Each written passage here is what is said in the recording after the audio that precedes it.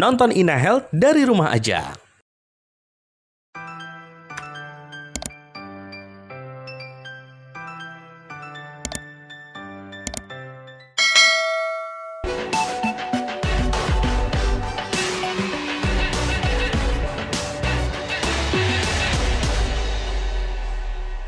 Pada penelitian itu dikhawatirkan, terutama kalau pada anak tikus itu, bayi yang tikus ketika masih dalam kandungan itu ketika diberikan konsumsi micin dalam jumlah tinggi tadi terjadikan kerusakan pada struktur otak dan fungsi otaknya.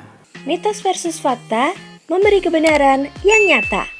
Generasi micin, mana suaranya? Zaman sekarang banyak ya yang nggak bisa lepas dari kekuatan micin atau penyedap rasa ini. Padahal orang tua dulu sering bilang, kebanyakan micin bikin kita jadi nggak pinter loh. Gimana dong?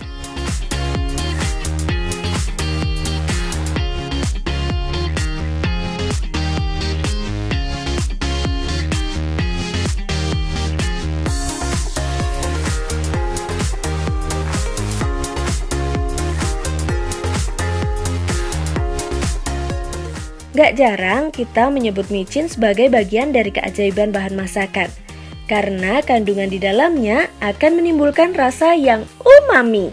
Atau rasa keenam, yaitu gurih yang teramat sangat nikmat ketika menyentuh lidah. Tapi, gimana jadinya kalau ternyata benar ada hubungannya micin dengan kecerdasan ya? Tanya ahlinya langsung yuk. Pada penelitian itu dikhawatirkan, terutama kalau pada anak tikus itu, bayi yang tikus ketika masih dalam kandungan itu ketika diberikan konsumsi micin dalam jumlah tinggi tadi terjadikan kerusakan pada struktur otak dan fungsi otaknya, dan juga gangguan perilaku pada tikus jika dikonsumsi dalam jumlah tinggi.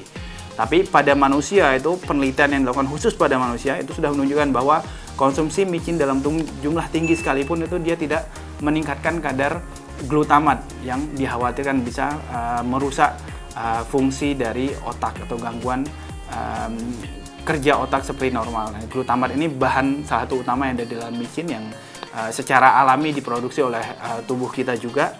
Tapi dia kalau kita makan dari jumlah tinggi dari luar seperti micin tadi, monosodium glutamat, dia tidak akan meningkatkan jumlahnya dalam jumlah drastis. Kalaupun dikonsumsi dalam jumlah sangat tinggi sekali, itu penelitian juga sudah menunjukkan bahwa dia tidak bisa menembus batas antara pembuluh darah dengan jaringan otak gitu. Jadi tidak akan bisa melebar atau merembes ke dalam jaringan otak sehingga menimbulkan kerusakan seperti yang dikhawatirkan. Jadi itu sama sekali tidak terbukti.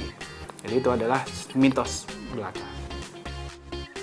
Meskipun Badan Pemberi Sertifikat Keamanan Pangan di berbagai negara menyatakan bahwa micin aman dikonsumsi setiap hari, tapi jangan berlebihan ya, karena yang berlebihan itu nggak ada yang baik. Apa ancaman lain dari micin yang berlebihan? Kita bahas di video lainnya ya.